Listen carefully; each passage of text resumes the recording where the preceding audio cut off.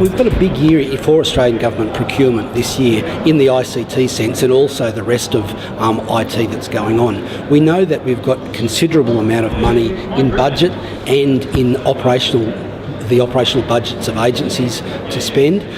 Traditionally, we've spent over $5 billion a year on IT procurement, or IT across the whole of government, and that level of spending is likely to continue. So there's lots to go on. We also know that there are a range of projects in the budget that supported new IT measures. I think the total is just under $1 billion worth of spend in the budget, and that's going to mean that there's a lot of work ongoing in IT over the next couple of years.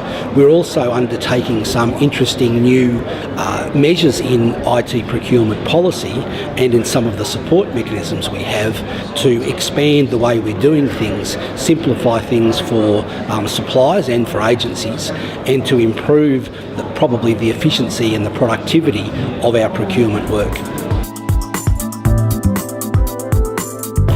So I think that the service delivery agencies whose responsibility is to do that are across the sort of things that they need to do. We've heard at the conference already Bill Gibson, the CIO of the Tax Office, talk about how he's going to deliver things, and I know that the CIO of DHS, Gary Sterenberg, is going to speak after us today on also what's doing there. There's clearly a focus on what citizens actually need in terms of mobility, in terms of applications, in terms of looking at addressing the devices that they're using and providing information in a range of channels so that we can get more service delivery done online in accordance with the government's strategy for doing those things.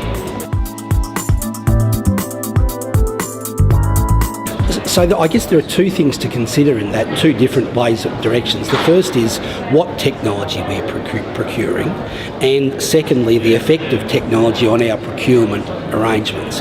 In terms of what technology we're procuring, clearly we're continuing to buy end-user devices, but sometimes the range of end-user devices changes. We're continuing to buy software, but there's pressure on buying or using smaller applications rather than monolithic software suites as well.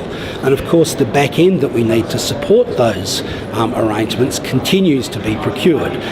Increasingly, as we're looking at providing wireless or mobile services, we might need a different back end arrangement than the ones we've historically used till now. But there's a lot of stuff going on in that area to make sure we're procuring the right devices and the right technology.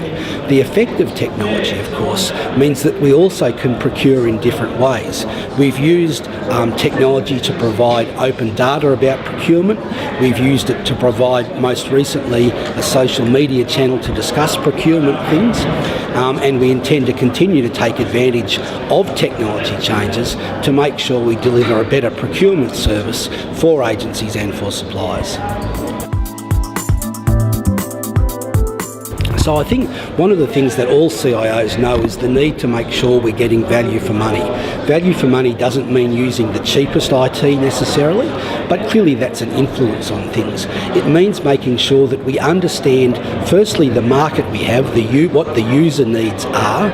That's going to be citizens for service delivery, it might be staff for internal government procedures, but making sure we understand what the market really needs there. Also, what can be provided in a way that allows us to take advantage of technology change in a timely way and bring those things into the support that we provided.